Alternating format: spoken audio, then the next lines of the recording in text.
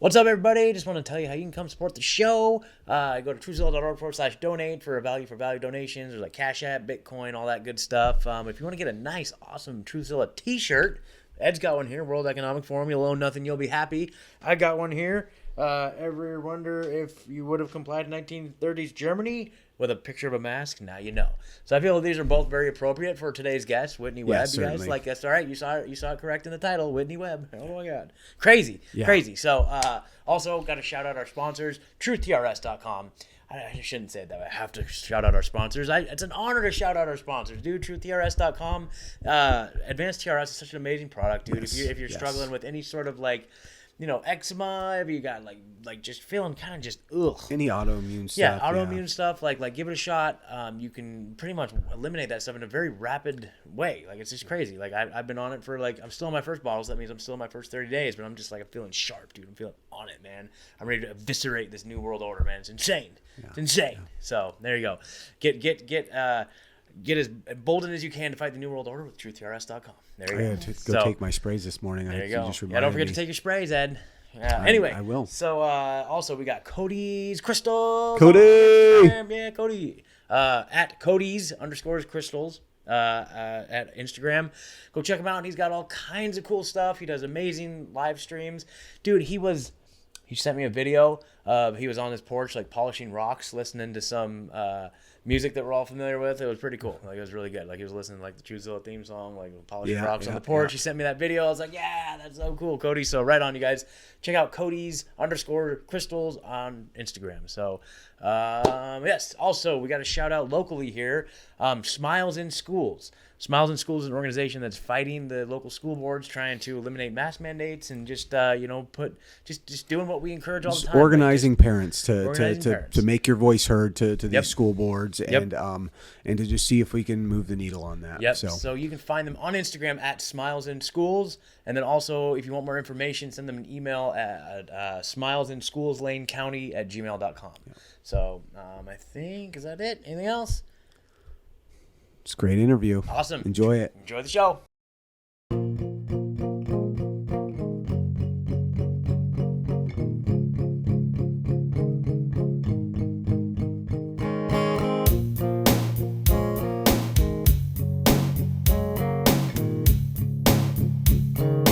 Welcome to Truthzilla. I am Megan, sitting here with Scott and Ed. Hello. Our guest today is a force to be reckoned with. Whitney Webb is arguably the leading independent journalist of our time. Her fearless research has upset the establishment in ways that has brought about censorship from every angle. From Epstein and Ghislaine Maxwell to the World Economic Forum and the transhumanist agenda, no one does a better job of uncovering the goods and sourcing everything that they claim. Whitney Webb, thank you and welcome to the show. Hi, wow, that was a very humbling introduction. You made me sound really fancy, thanks. Oh, we think you're very fancy. Yeah, just a little bit. You've heard all this claims about, the disinformation dozen, right? I feel like the truth bomb trio. I look up to you, James Corbett, Ryan Christian, Last American Vagabond. Totally.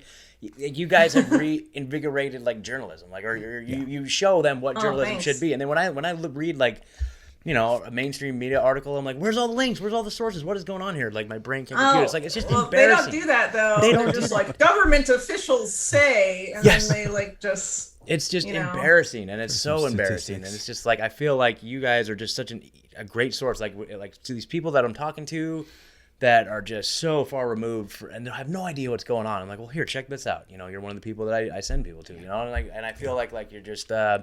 you're a shining light in this whole movement that we're trying to get the truth out there. And it's just man, so I don't know. There's so much to get into. And for me, the thing that just fascinates me is just where we're headed with this thing, And I feel like nobody's done a better job of just uncovering just, the transhumanist element of it and the eugenics piece of it too. It's so fascinating to see when we look back to even just 1930s Germany. It's the same kind of progression that we're seeing today. It's just so, and even some of the same characters, like IBM in both situations are involved in human identification.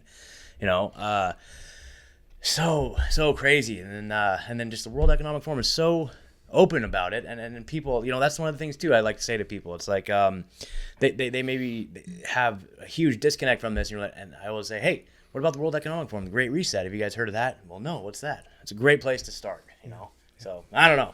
What do you think? Yeah. Well, so I think, some people now, because of like how mainstream media has taken the Great Reset, they're like, oh, it's just, they try and explain it away and be like, there's nothing bad there. They're just saying that we should take this opportunity to make a better world. And that's it, like you have people like at the Intercept, like Naomi Klein, for example, also coming out with sort of like a half-assed version of that, calling the Great Reset a conspiracy smoothie. As she said, well, no, there's nothing really nefarious here. And actually some of the things I suggest we should do and all of this stuff. So yeah, but she doesn't mention that, like, her boss at the Intercept is Pierre Omidyar, the totally insane owner of PayPal, eBay billionaire guy, and that his top people at the Omidyar network are all part of the World Economic Forum. Maybe that's a conflict of interest for Naomi that she declines to mention. But, so like basically they're just trying to be like, well, the World Economic Forum doesn't mean anything, they don't really have any real power. They're just saying shit. And, I don't really agree with that. And if you look at their history and who goes to these meetings, it's like the same sort of thing where people have tried to before be like, well, Bilderberg doesn't matter. But I mean, what do you think is going to happen when the most powerful people in the world, from the public and the private sector, get together behind closed doors and they talk about how can we indefinitely maintain the status quo, indefinitely maintain increasing inequality to benefit us, and keep the plebs under control? Because eventually these people know that at some point people are going to ask for bigger pieces of the pie, right? And so we saw that in 2019, protests all over the world, literally all over. You had like the Yellow Vest movement in France. You had protests in throughout various countries in Asia. You had the biggest protest really ever against neoliberalism in Chile for the first time, and I don't really even know how long. Definitely since the coup in '73 or whatever over there, just really massive stuff. And this was like not an isolated thing. It was very obvious to the elite, I think, that people were starting to demand some sort of change. And of course, COVID comes in and takes all of that away, essentially, right? And so sort of redirects that to something else. And so what we're seeing happen under the guise of combating COVID-19 is the introduction of a system of authoritarian control that's intended, from the perspective of the elite, to prevent where those movements in 2019 would have tried to have gone if it hadn't been for this public health crisis, right? So, it does matter that people like the World Economic Forum and Bilderberg and some of these other think tanks that work like this, or nonprofits, organizations, however they define themselves, you're having the most powerful people in the public and private sector openly collude behind closed doors to figure out how to maintain their edge on the system and keep it from being challenged, essentially. And so the World Economic Forum is very obviously that, I think. And, if you read like Klaus Schwab's book and stuff, and you see who is on the board of the World Economic Forum and who's like, helping to drive this, you have like people like Mark Benioff, the CEO of Salesforce. You have like Mark Carney at the tippy top of central bankers globally, and now a UN envoy for climate change. You have Al Gore. You have a lot of very, big name heavy hitters. Larry Fink of BlackRock, that literally like owns America and stuff at this point. And these aren't exactly like the kind of people who get together behind closed doors and are like, let's just have a few beers together in Switzerland. Like, that's not what happens. Okay. And but like most people don't bother to watch like their meetings, their videos, what they say. And so that's why, like, I've tried to, in recent interviews, really direct people's attention to some of those speeches, because no one watches it. Because like, yeah, it is really fucking boring, Totally, totally. At the end of the day. But some of them, you see a couple of them and you're like, holy crap. And I think one of the big ones like that for me, that was like a big holy crap moment, was this guy Yuval Noah Harari talking to the World Economic Forum about like how to basically usher in the era of digital dictatorships, and that it's going to be about wearables and a lot of stuff that's openly being talked about being rolled out or being developed right now.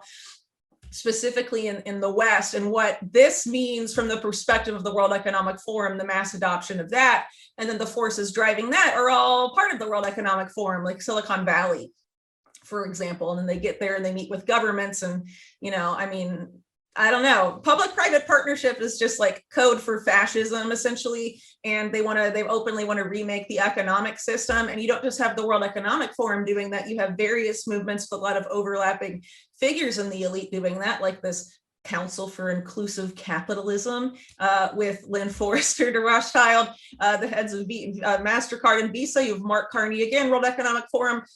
You have Mark Benioff, World Economic Forum CEO of Salesforce, and a lot of these guys there trying to remake, the economic system into stakeholder capitalism, which is essentially just fascism controlled by the central banks. It's fun. So, a lot of people that want to dismiss the stuff, you have to, I don't really buy that. I think it's a way to write off what is very obviously in the interest of the elites and what has been happening. A lot of concerns about the Great Reset that, when they first announced it last year, I think definitely have been proven right. But, some people disagree with that. But, I think it's something that should be debated, not just smeared and dismissed. Absolutely. And then the debate just can't even happen at this point. Like, if we're questioning things, your voice gets silenced. That's the only way that this whole agenda has been able to get as far as it's gotten, is because anybody that has an opposing view or challenges whatever narrative it is, they get disappeared, deplatformed, like criminalized. And now it's become like a terroristic act to question these things. And it seems like, domestic terrorism. Yes. I mean, that's just the narrative we're getting driven into our heads here in the United States, is that people who may be perceived as a certain political affiliation or anything, or even people so here's a great example. So we're really involved in the Freedom Cells movement. We started our own little Freedom Cell here in our community, and we've got a big festival coming up next weekend. And it's super cool that we put together, and it's it's exciting stuff, and it's like this big collective of hippies and libertarians with 3D printed shotguns, you know what I mean? It's like this confluence of all these people, but they're all just free thinking individuals who see through the bullshit and are trying to come together and build community, and that in and of itself is being painted like anybody that's outside of their little bubble with the masks and the vaccines are perceived as domestic terrorists. And I look around, it's just nothing but love and positivity, and we're trying to grow and build together. It's it's fascinating. And that is what's being demonized, and it seems like where we're at right now, at least here in the United States, and it sounds like, from what I can gather, at least in American media all around the world, I'd love to hear what your perception is in the UK, but it feels like it's the chessboard is set for a checkmate move, and all of these things have been leading up to just pure boot on the neck type of oppression, but it's going to be brought about through some sort of big conflagration, some big event, you know what I mean? And I don't know. Cyber pandemic? But I'm leaning cyber pandemic, another biological attack. I don't know. But I feel like we're right on the precipice of something major. Yeah, well, they've seeded the narrative for a couple of things. I think in the U.S. specifically, the U.S. risks some sort of domestic terror, 9/11 redux, some sort of OKC, Oklahoma City bombing type event, mainly because if you look at what preceded 9/11, the bill to create what became the Department of Homeland Security, it had a different name at the time, the National Homeland Security Agency, that was introduced in the beginning of 2001, well before 9/11. The Patriot Act was written well before 9/11. And when all that stuff was out there was a lot of debate in Congress, why do we need this? And people were why do we need a whole new agency for Homeland Security? I don't get it. And then 9/11 happens and all those questions go away and people are we demand solutions. And then it just gets rushed through and then, bam. And I think for the domestic terror strategy that was put out and a lot of that infrastructure that they talk about being set up in that, in order for them to take that as far as they say they're going to take it, there has to be some sort of event that manufacturers consent for that on a mass scale domestically and gets people in line and gets enough people to do what they've already said they want people to do, to rat out their neighbors, their friends, and their family that they think are naughty, right? And Facebook has already set this up and is, openly being part of this. But if you are familiar with my work about the origins of Facebook, you will know that they have had ties to the national security state since its beginning, and it was really designed to be this essentially at the end of the day. So I think that's something that the U.S. Has a unique risk of, just because of that domestic terror push happening in that particular way nationally that isn't necessarily happening in other countries right now in that same fashion, right? So obviously the whole like cyber pandemic thing is obviously happening to a degree, but the question is, will there be one big one, or will it be the way a lot of these documents from like some of these groups I wrote about recently related to this World Economic Forum partnership against cybercrime, they predict that it will just be like cascading cyber attack events that grow in frequency and severity over time, not necessarily a big one, just becomes like a constant bam, bam, bam, bam, bam thing, not necessarily one big thing. But I mean, it could be that we don't really know. So, you know, it really depends what they think is needed, how far they have to push things for them to get the calls for the solution they want to implement for the problem reaction solution setup they tend to use, right? And so the solution they want is for people to acquiesce to and go along with global regulation of the internet, something that they tried to do in the Obama administration in the US, the driver's license for internet access. You have to have a government issued ID linked to your internet activity so they can, you know, match every site you visit, everything you do online to an ID and know exactly what you're doing and, you know, link it all up. And the EU tried to do that previously too, and their vaccine passport biometric identity thing they introduced a couple months ago in the EU is an obvious segue to that. So they just need the right thing. So maybe if enough of these outages happen together and are claimed to be as, you know, disruptive enough, they'll, you know, maybe they think they'll be able to do it. And then if that doesn't work, then they'll just be like, well, I guess we do need a big one, right? And then that is probably what will take place in that event.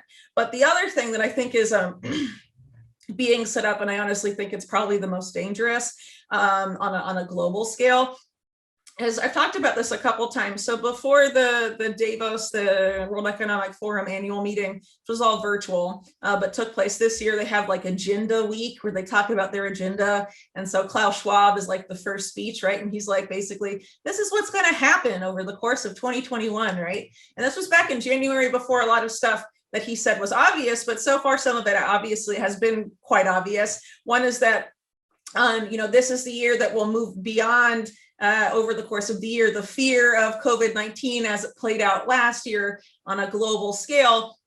And this will morph into a fear about climate change by the end of the year, and basically implies there'll be some sort of event blamed on climate change, whatever that looks like.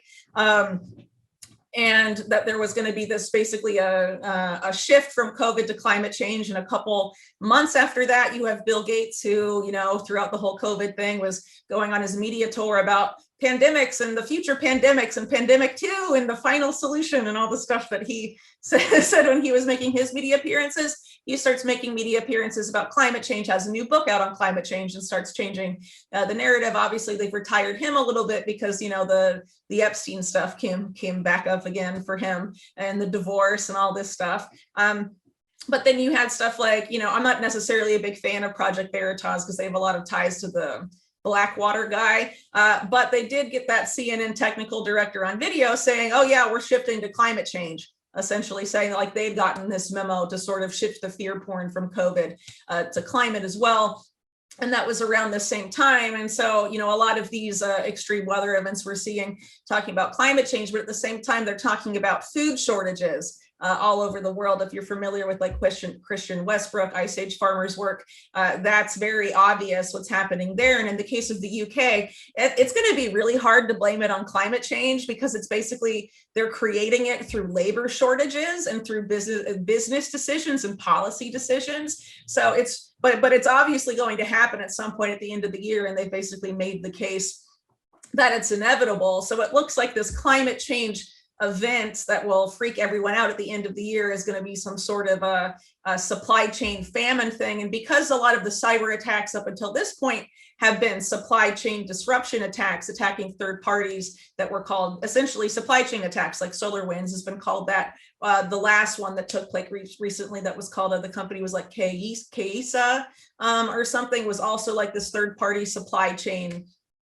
company, and then some of the previous ones, right? Colonial Pipeline disruption and hydrocarbons and oil, and then which obviously involves like, okay, trucks taking foods from farm to supermarket and what have you can be disrupted by that. You have another cyber attack targeting the food system with JBS, like the meat producer and stuff like that. So what happens if you have a combination perhaps of the cyber pandemic targeting food supply chains at the same time that you have, some sort of famine induced situation from various things that's blamed on climate change as well, and they sort of coalesce together. I think, if they really want to try and get people on board with the agenda, even reluctantly, they'll do it by, going with the Henry Kissinger quote, who, of course, we all know Henry Kissinger.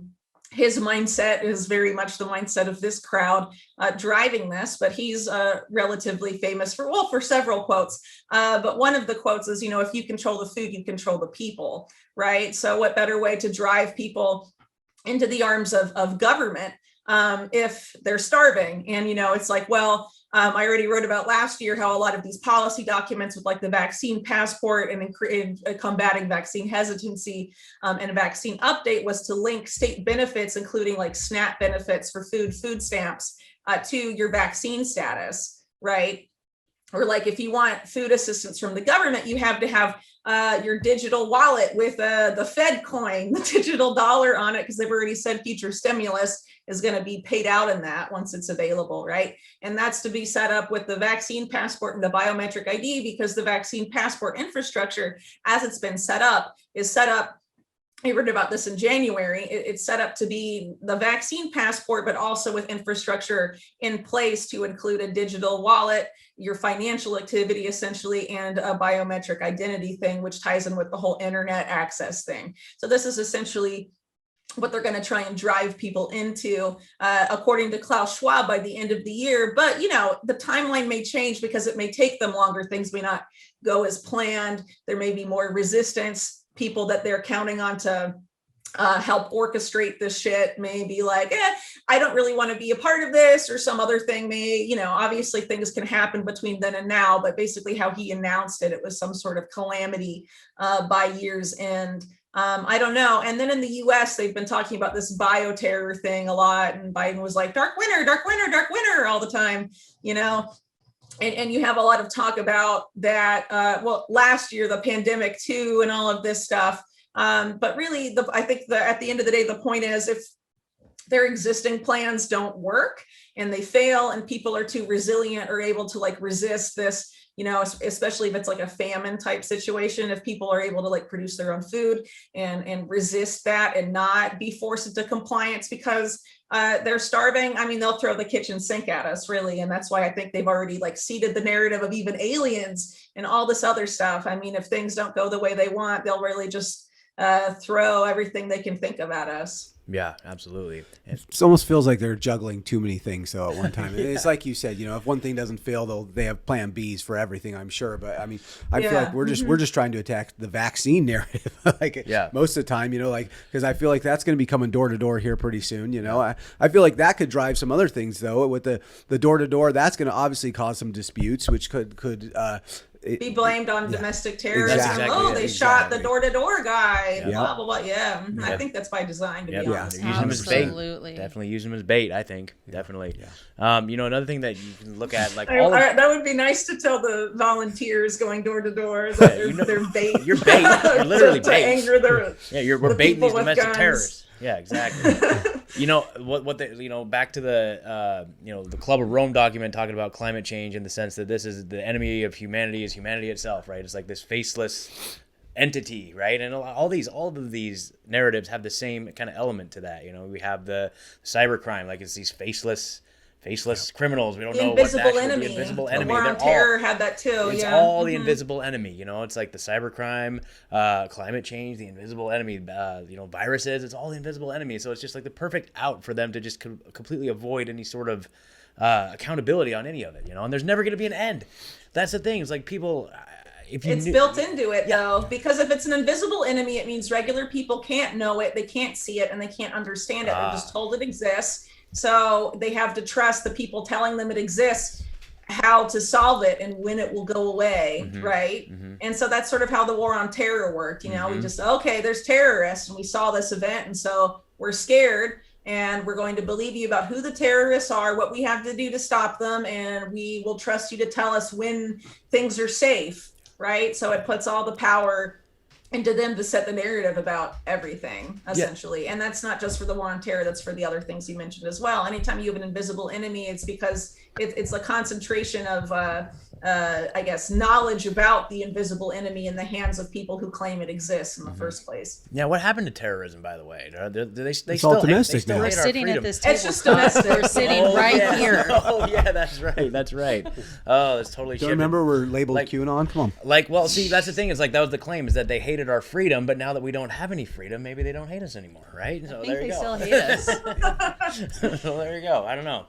Well, now it doesn't work, right? Because like Al-Qaeda, that was the boogeyman initially for the war on terror, the U.S. has been supporting in Syria, supporting in Yemen.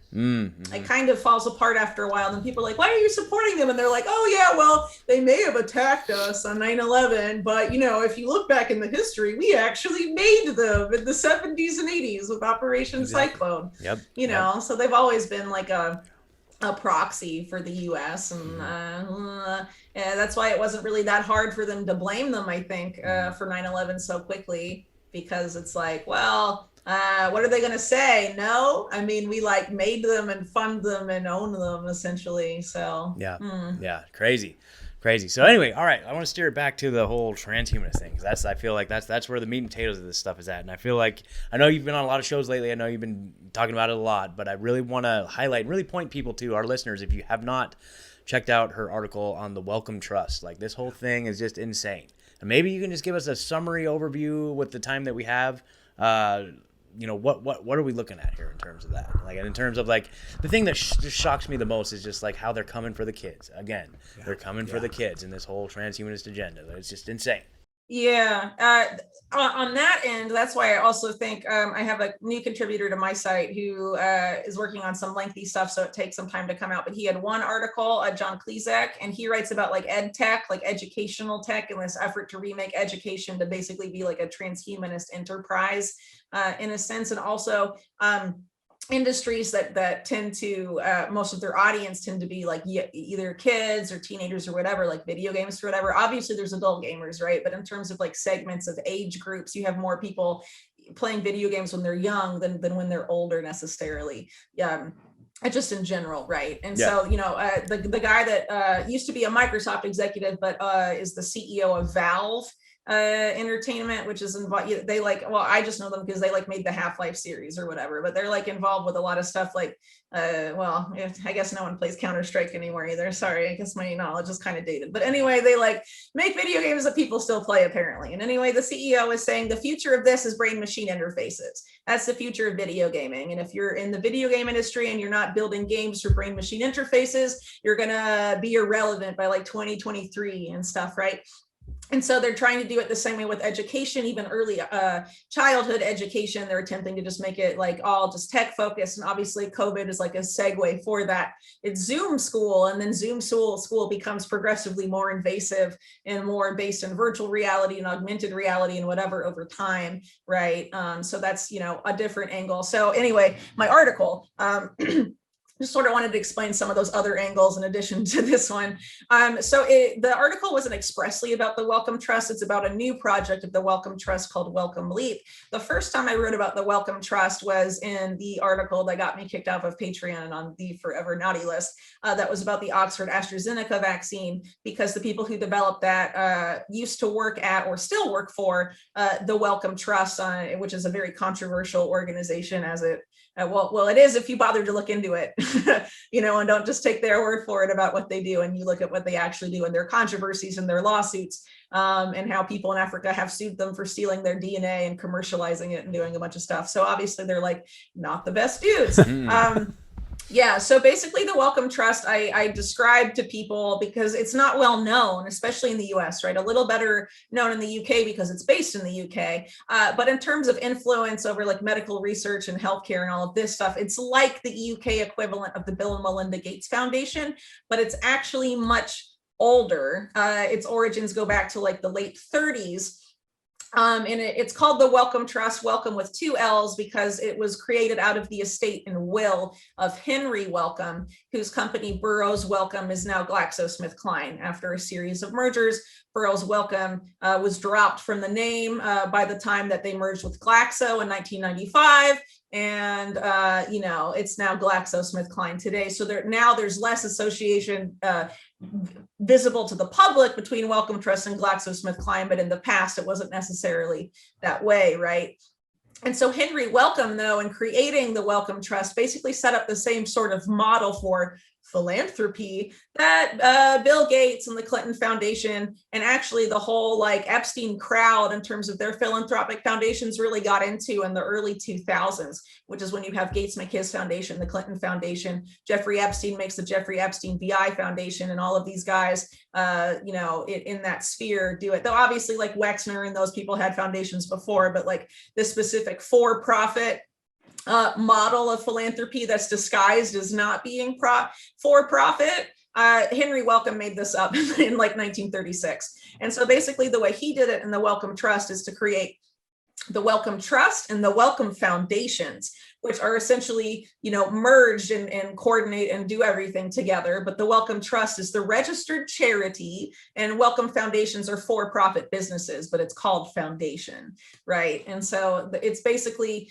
a business disguised as a charity. And so everything they do, using the name Wellcome Trust is treated as philanthropic and charitable, and not as a for-profit enterprise, right? So they went through a lot of changes over the years, but they got really big and influential starting in the 80s.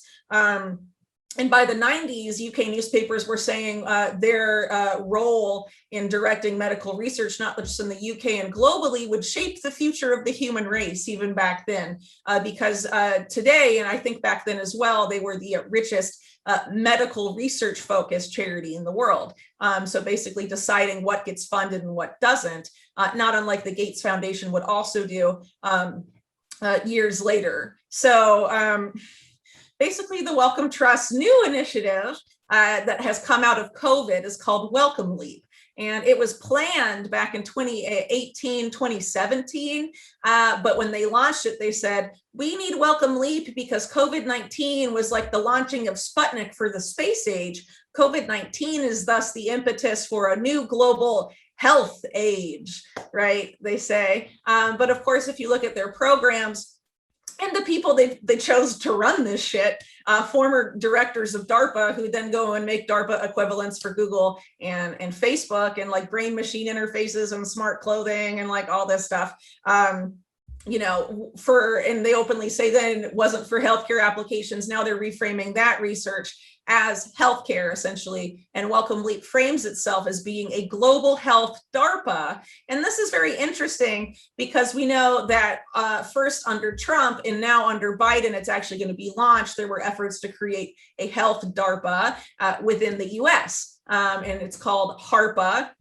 Originally, it was going to be used to be like a pre-crime program under Trump to stop mass shootings before they can happen. And it was framed, that initial program was framed as mental health. Now Biden is justifying it as this will cure cancer. And the guy who's put in charge of it is Eric Lander, his top science advisor, who was funded by Epstein and loves crazy eugenicists who think African people of African descent are genetically inferior. Normal guy to put in charge. Those comments did come up, by the way, when Eric Lander was nominated, but they were like, well, we'll just make the person right under him an African-American woman and it's fine. And, identity politics, I guess that's the logic of that, So, there's been this push to create HARPA to push through the same sort of technology and frame it as healthcare. In the US DARPA, the masterminds of this are Bob Wright, who is the former head of NBC Universal, who is actually close personal friends with Trump, but also like just a member of the elite, right? And the guy he works with who's designing and shaping HARPA is Jeffrey Ling, the former head of DARPA's Biological Technologies Office. So now you have Wellcome Leap, being that, but on a global scale, also with former high-ranking DARPA people basically calling the shots. So now DARPA has like is going to a whole nother level, because previously, DARPA is just like the research wing of the Pentagon. So those things tend to stay in the military. And then some of those technologies do get commercialized later on, like GPS. The internet supposedly came from DARPA, but the story there's a little more complicated because there was ARPANET, and ARPANET was really controversial and not at all what the internet is today, though there are obviously a lot of similarities. But anyway, basically, Welcome Leap does target children, and specifically one of its programs. When I wrote that article, they had 4 programs. I believe now they have 5, and I haven't had time to look at the 5th one, but I bet it's fucking horrible, just given how the other ones are, So basically there's 2, well, I'll just explain the kid one since you asked about that in the interest of time. So that particular program is called the First 1,000 Days, and it has 3 different parts to it, but but they say explicitly the test subjects for it are babies from as young as 3 months up to toddlers of 3 years of age. That's the specific age range they're looking to work with in this particular program. So what they want to do first is use a variety of, I would argue it's invasive technologies. Some people may not argue that, but it's really up to you, because it's not being injected, stuff isn't being injected into babies, but babies have to wear wearables, have 24/7 eye tracking technology on them, be surveilled 24/7 in their rooms by like a Google Nest or cameras and stuff like this. And then, a wearable that can record everything they say, their movements, whatever, and then some sort of thing, some sort of other wearable that professes to be able to map their brains, right? So they want potentially thousands, I don't know exactly what they aim for, I forget, in this initial stage, but they want enough access to that data to create millions upon millions upon millions of data points to create what they call an in silico model of the human brain, right? And in silico, right? It's not like in vivo, which is like living, right? It's like artificial. So it's an artificial neural network, a form of artificial intelligence that is basically a model for the developing human brain from 3 months to 3 years. And presumably if they are able to acquire that, they can have it develop further from 3 years to 4 years to 5 years up to adulthood and achieve what they, call the singularity. And they haven't been able to achieve up to this point, which is sort of like the AI God type thing that like takes over everything that a lot of these futurist transhumanist crazy people essentially like worship. But a lot of these control systems that they want to implement down the line are sort of predicated on the singularity coming into existence, and it hasn't yet. And I would argue that, if you're trying to have the most insanely unconscious and arrogant and like sociopathic people in the world try and replicate human consciousness, it's not going to go well. That's just my opinion. But it obviously hasn't gone well for them before, but they think if they get access to enough kids, they'll be able to replicate something that looks like that. And so those are the first 2 parts. The third part is by the year 2030, with 80% of the world's kids in this age range, to intervene and shape their developing brains to match the artificial intelligence model, to basically homogenize the brains of all of these babies, essentially. To be, the same, what they determine, these people at the Wellcome Trust determine is a good brain, right?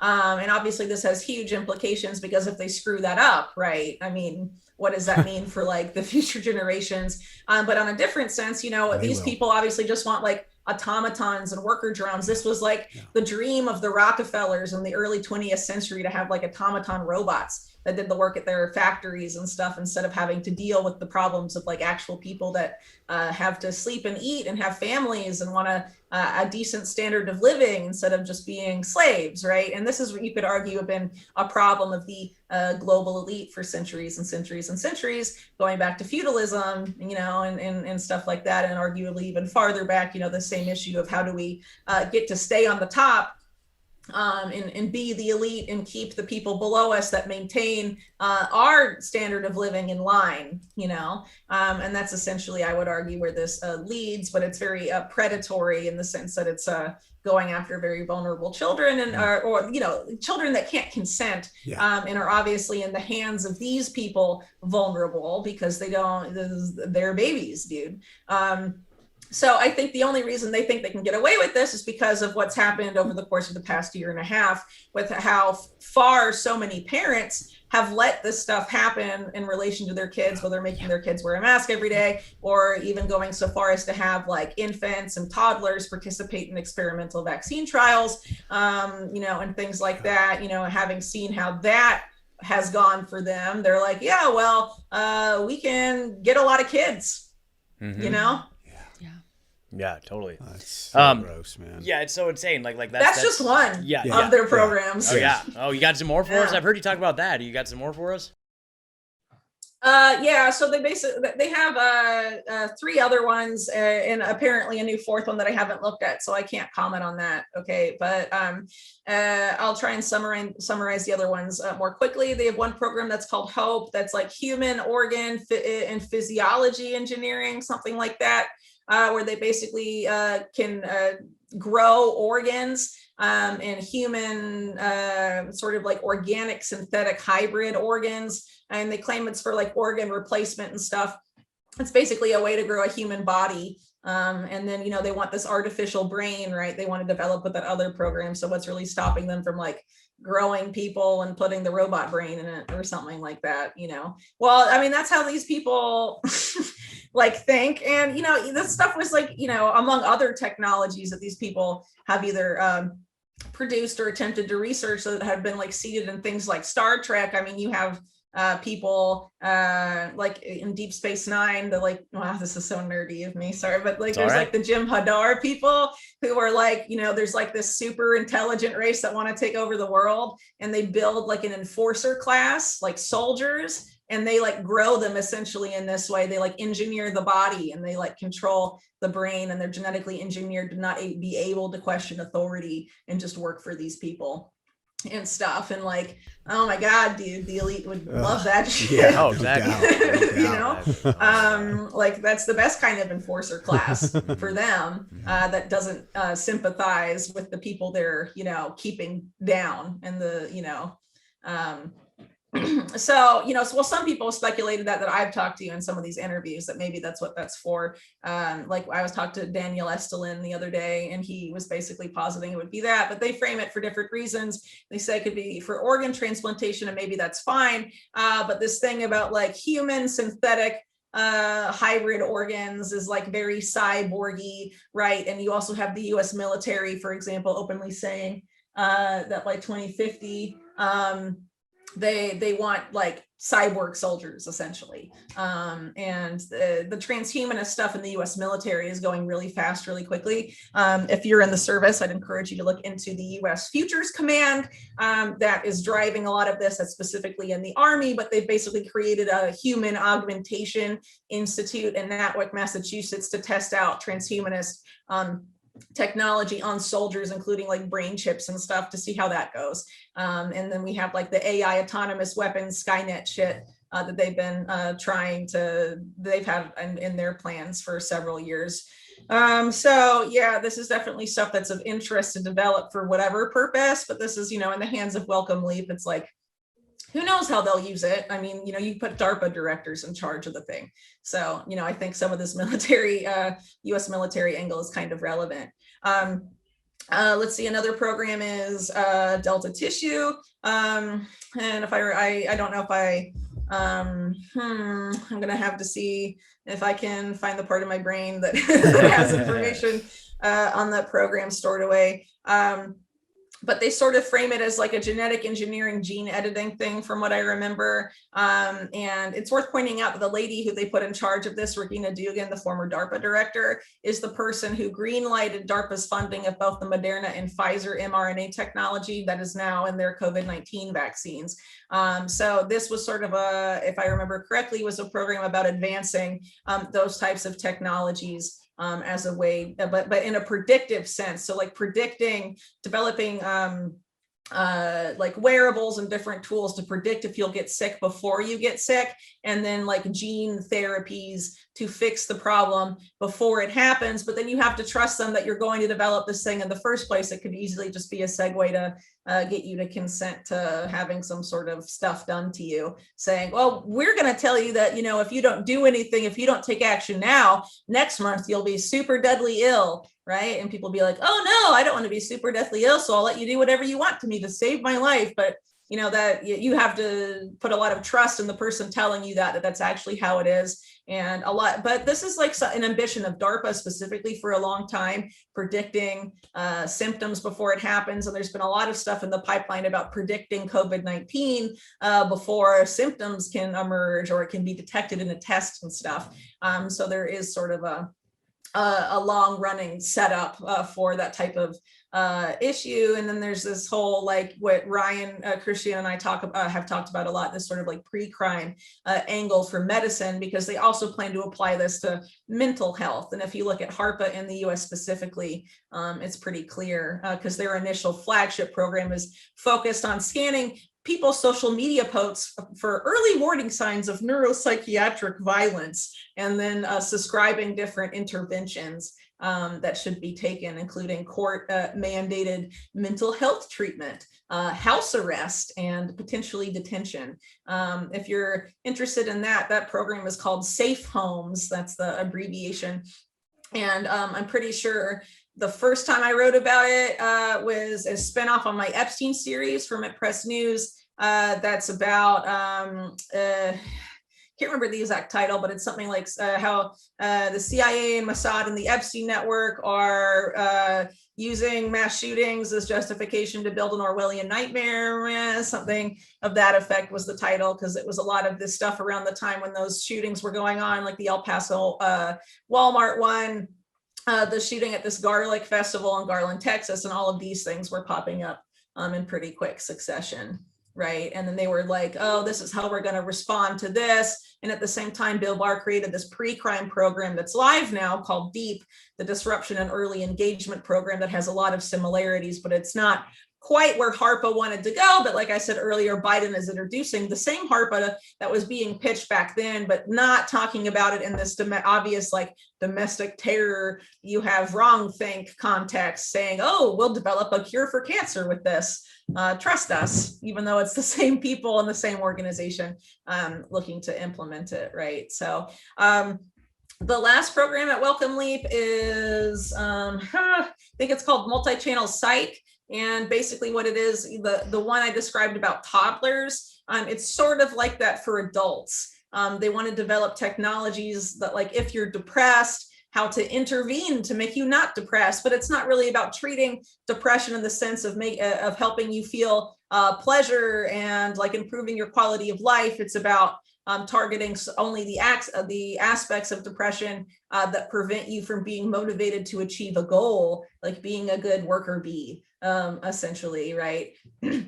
And so they want to create, out of that program, they want to create a wearable that will measure your emotional state, your effort levels, your motivation, all of this stuff. And just imagine if this is, implemented in corporate America, and they're like, well, worker, 135, you don't seem very motivated today. And it seems like you don't really like your life. You should go have whatever treatment, right? And actually they do have wearables that profess to be able to do some of this, like Amazon's, forget what their wearable is called. I think it's called Halo. They claim to be able to measure your emotional state. And they just bought this online pharmacy, Amazon did.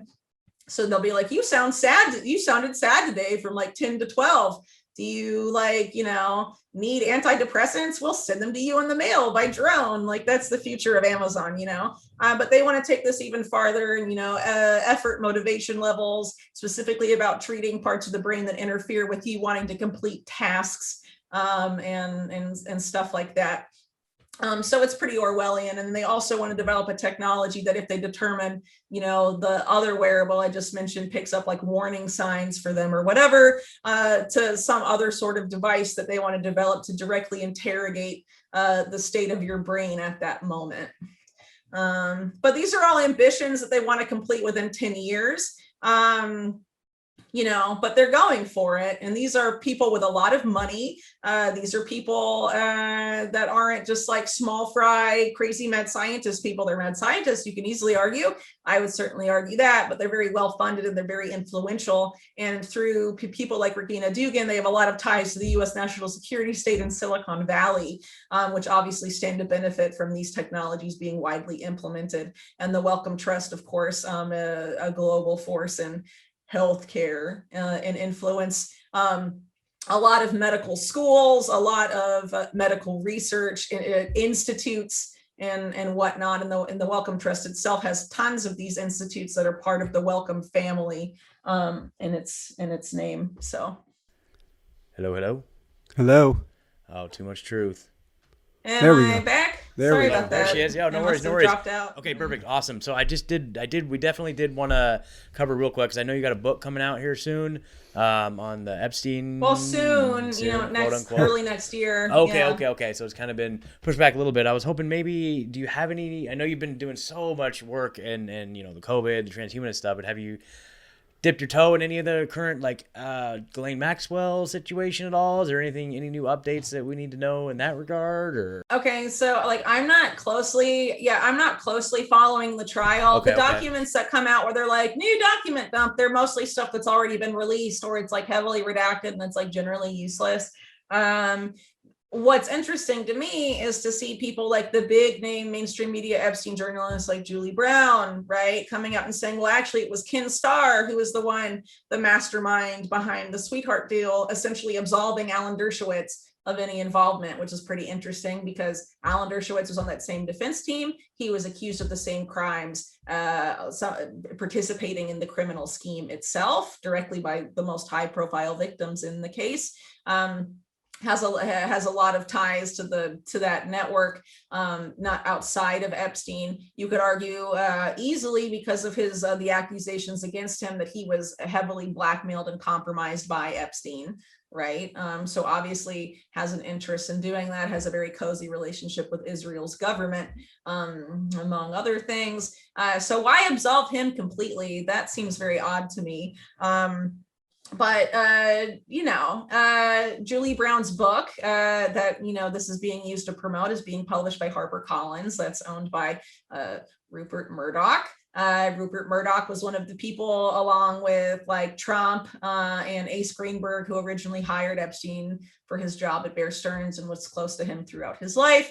Honoring Roy Cohn at like some B'nai B'rith dinner and all of this stuff, cozy with Roy Cohn, who of course and was also like a sex blackmailer in that same network. And Rupert Murdoch is like a shady dude, obviously. So absolving Alan Dershowitz. I don't know why Julie's doing that. I can speculate maybe it has to do with her publisher, but that's really silly to me to completely absolve Dershowitz there. And then you have Vicky Ward, right, who Maria Farmer and other Epstein victims totally hate. But she's framed herself as like I was the first journalist to go after Epstein, blah, blah, blah. But actually, she's the one, after telling Maria Farmer she would keep her story safe about what she experienced at the hands of Epstein and Ghislaine Maxwell, she goes and tells Maxwell that it was Maria who had reported them initially to the FBI instead of protecting her source and then directly putting her source in harm's way. I mean, come on, dude. I can't believe she has a career after that. But, mainstream media,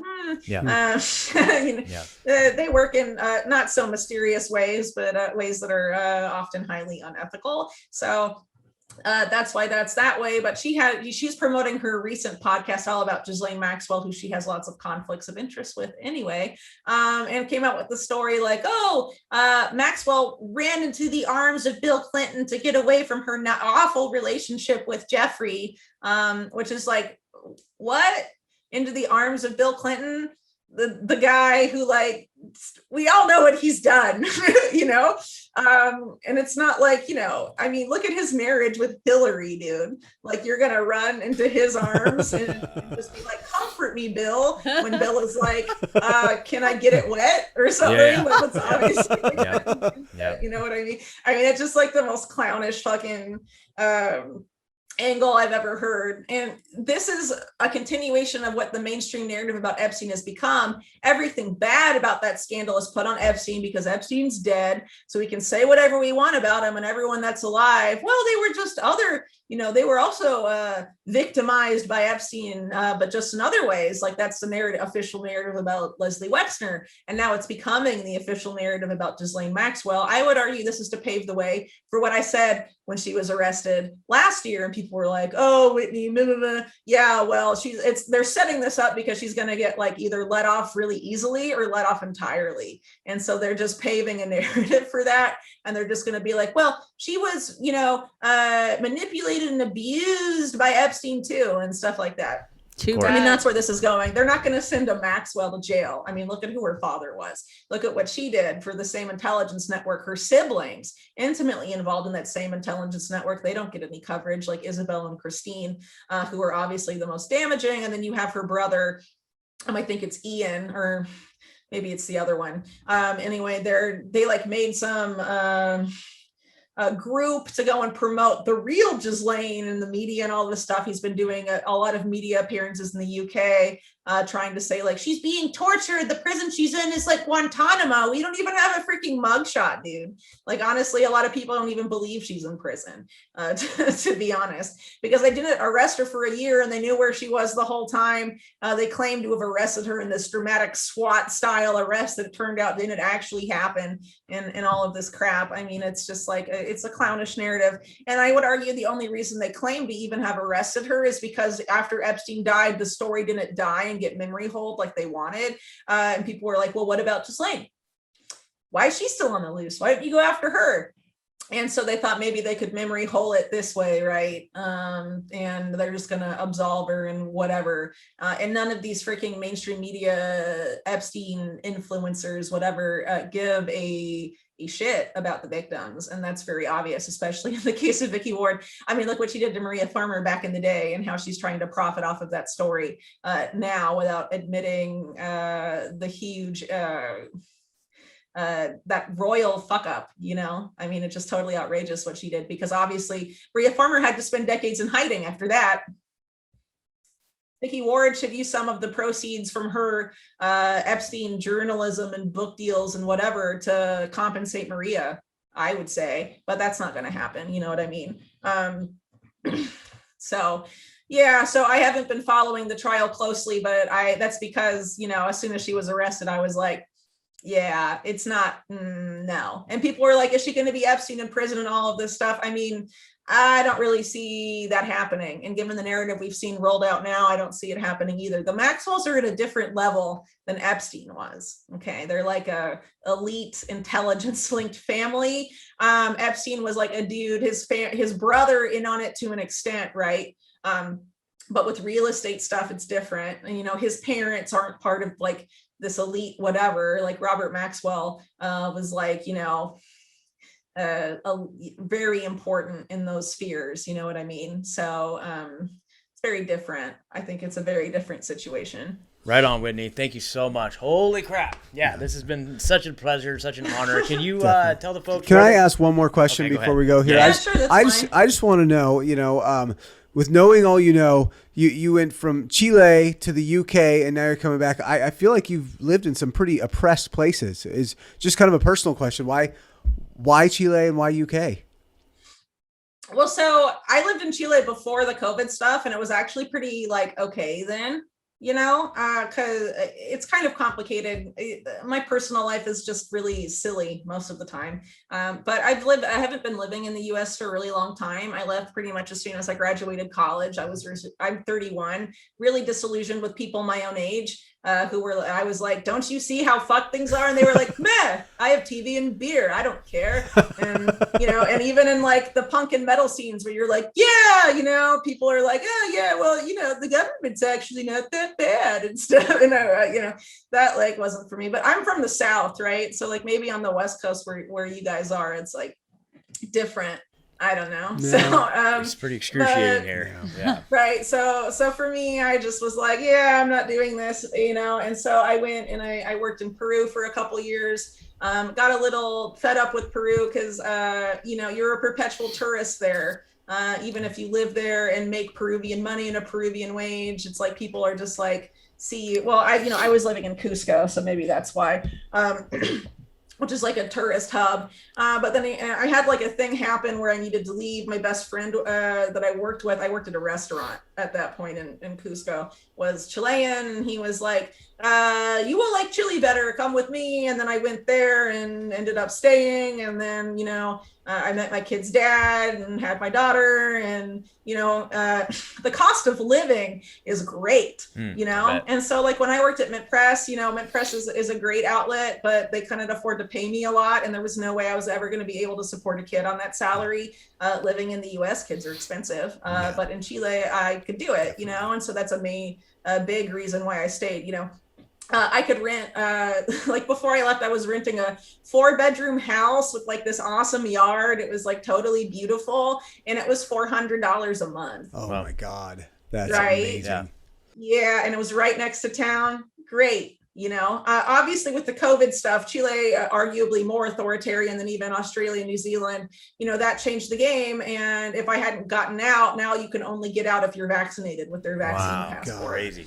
So scary, man. Even if you're a resident, like I was, a foreign resident and not like a native Chilean, but my daughter's native Chilean, right? Okay. So, cause she was born there. So it was, it was complicated. So I ended up going to the UK, for personal reasons, because my boyfriend is from here and thought that it would be easier to do stuff there, but it hasn't really panned out that way. And even if I, to stay longer term, I have to apply for a visa, and to even do that, I can't be in the UK at the time I apply, so I have to leave anyway. So, it's just, it's complicated. I don't exactly like the idea of having to like hop all over the place, given how the world is and everything that's happening. I mean, it does suck. But, I couldn't, staying in Chile was totally insane because they went way farther than everyone else, way too fast. They've had their domestic vaccine passport since the end of May, and you have to show that to get gas, to get into a supermarket, to go to the bank, and to be out of your house for more than 4 hours a week. So, it's mental. I couldn't even get childcare. They shut down all the daycares last March, and they still haven't reopened really. I guess in some places they have, but in the region I was living in, it was really extreme. The military were enforcing stuff. It was either police or military, 50-50. Apparently in the capital, Santiago, where like most of the Chilean population technically lives, it was different because they don't want like massive riots there. Sure. Maybe, I don't know. But where I was living, it's the poorest region of Chile, and it has the largest concentration of indigenous Chileans, the Mapuches, which the Chilean state and them have like conflicts going back a really long time. So they tend to enforce things a lot more brutally. Down there, and there were cases of like there was a group of people that were out after the COVID curfew, and some group of soldiers to enforce the curfew decided to have a little fun and took these people to like a pine stand, subjected them to like a fake firing squad execution, covered them in gasoline, and because they were out at the wrong time of night, dude. I mean, that's mental. So yeah. So, those soldiers got caught, and it was like, okay, we had to do something about this with them. But like, how many other abuses like that happen? There was a woman, this was actually in Santiago, at a control point, a checkpoint for COVID. And, the police just straight up shot her in the neck. Wow. Yeah, and she wasn't even like fighting them or trying to get away or any of this stuff. They claimed that, but witnesses said that wasn't the case at all. So, it was a mess, and it didn't seem like a good place to like. Well, I'm glad stay long term. I'm glad you got out, Whitney. Like we need you. Certainly. So you want to just real quick tell us how the listeners can come support you and come find your work? Yeah. So the best way to support my work is through, or find it, right, is through my website, unlimitedhangout.com. Even stuff that is published first on other websites, like Last American Vagabond, ends up at some point being republished on my site. But the best way to keep in tabs on my work, I don't really recommend social media anymore because of the censorship, and who knows how long we'll have profiles there and stuff. So you can subscribe to my newsletter or mailing list, really. You can go to unlimitedhangout.com/newsletter, or you can hit the subscribe button at the top tabs. If you want to support the page, you can click on the Support Us tab on the Unlimited Hangout website. And there's different options there to support monthly if you would like, or also just make a one-time donation, whatever you prefer to do. And there's also the option, of course, of supporting Unlimited Hangout through Rokfin, Rokfin. And if you support in a monthly way, either through Rokfin or a monthly way through the site, you get early access to my podcasts and some other content that I put out. So perfect. Awesome. Whitney, thank you so much for everything. Thank you so much. Thank you for chatting with us today, and we'll catch you next time. Yeah, no problem. Thanks. Great. Sounds good. Take care. Bye-bye. Oh my God, it's too much to even follow sometimes. She knows so much. There are like so many names. You can connect it like my rabbit hole after rabbit hole after rabbit hole. It's just great. It's just so great. So now that we have that information on the record, now folks, you can go back and piece it apart. You listen and pause, go look that piece of information up, listen and pause. Okay. Go read her articles too. Read her articles as well. Like I think that she really details. I mean, she gave an overview, but she details all of that stuff very well and cites everything in her articles. So, totally. Yeah, that's really the place to go. But what an honor. What a pleasure. That's awesome. Dude. Bucket list level stuff. I love it. Absolutely. Love it. It certainly doesn't leave me with much hope for humanity. Yeah. It's so scary, man. Yeah. Like their plans are pretty dark. The only solace I really find is there's no way they can pull off all that shit. Like they're when you see how many different things they have planned at the same time, it's like I think they even know they can't pull it all off. But maybe it gives a little hope that like it's just so overbearing that maybe it'll just collapse. Maybe I don't know. Maybe. So that's the other thing too is you just throw so much at it, and even if like 10% of it sticks, that'll still help them perpetuate their overall agenda. So right. Well. All right, but we're gonna win this thing, folks. We do. Let's keep spreading this information. Well, and the same thing we always say. I mean, we know we win in the end. Yep. So true. That's the reality. Yep. Keep sharing this. Realistically, episode. We are these our are hearts just are meat heavy suits. for other things that we hear about, like in Chile, like she's saying, like that's just. I think, wow, I get to go home and like my kids are just like playing in the backyard and out on the road, and we're gonna go swimming and do all these things. But that's your kids our are reality. Playing in the road? Well, when there's no traffic, we live on a quiet street. But just the freedom to do that, we can just come and go. And as much as we've been locked down and had so much taken from us here, that really puts into perspective and in an alarming way that's already being rolled out so heavily against poverty-stricken populations, which of course we know that's how they work. But it's a lot to take in, and I think that's the importance of each one of us speaking up, because we need to speak up for other people, us here in the States, us here in Oregon, and for people globally that don't have the ability, not sitting in front of microphones and able to do this. And so this is much bigger, as you say all the time, Ed, than all of us. Yeah, and there's never been a more important time for us to open our mouths. And that doesn't just mean us. It doesn't mean the Whitney Webbs and the other people with podcasters. That means everyone. Right. We need to open our mouths. We need to tell the people around us. We need to tell our jobs that we don't want mandates. That we need to be telling. We need to make our voices clear, because right now they're pushing things through, and if they don't know that like we're against this stuff, then like maybe your job is going to make a mandatory vaccine, but if you didn't say anything, if you say something, maybe they'll know, like, hey, actually half our workforce doesn't want this thing, right? Yep, like Dr. Ely said, like tough love, like be firm, like it's time to stand in our truth, right? Stop worrying about what the repercussions are, like I'm there. Because if not, the world she just painted is what our kids get, which is unacceptable, and I will never let happen. Yep. Well, and we don't have to know, and that's one of the things that inhibits me sometimes, is that I think, well, I don't know everything about this subject, or I don't know all the players on this particular topic, and so sometimes I'm hesitant to engage in conversations with people. But more and more, and our friend Cheney has encouraged me in this way too, like you don't have to know every little thing, because all of us sitting at this table and most people listening, we all have discernment, and we're all appendages and internal organs of one bigger piece. And so I don't know all the pieces, but my intuition or the knowledge I have about one little piece of something, it adds seeds to the fire of truth, and other people can pick up and run with that. And so it's important for all of us, whatever it is that doesn't sit well, whatever it is that isn't right, and what we see that's not right happening to other people in particular, we need to speak up about. So Amen. Yeah, we all have our own gifts in this thing, do. and we just all have our own voices, and never discount your own. I mean, I think just like the three of us, we all have our different things that we like, that we all have our areas, right? Yeah, where for sure. we bring something to the table, right? And that's why I've always said like this thing's bigger than us, but like the three of us, like it takes the three of us to really direct this podcast, right? Like, so anyways, but Heck yeah, couldn't do without you guys. Yeah, for Likewise, sure. But I mean, I think that you know, all the listeners, man, start. You know, I mean, I'm telling people that don't want to hear it every day, man. Yeah. But I'm telling the people I love, I will not let them go. That's it.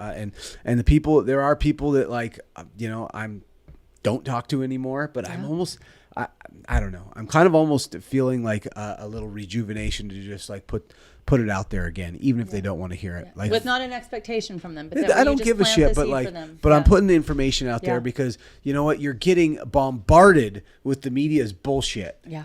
And I'm starting to hear people get really emboldened with like the lies lately, and just are. really come out and like, because there's the new you know, the new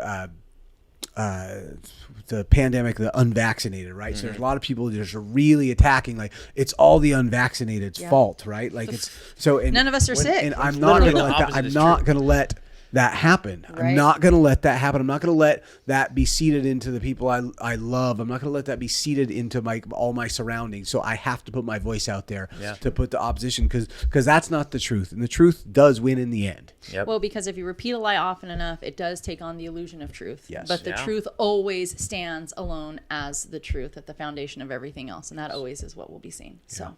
100%. Wow, everybody, a crazy, informative interview with Whitney Webb. Please go and find her, support her work. Unlimitedhangout.com.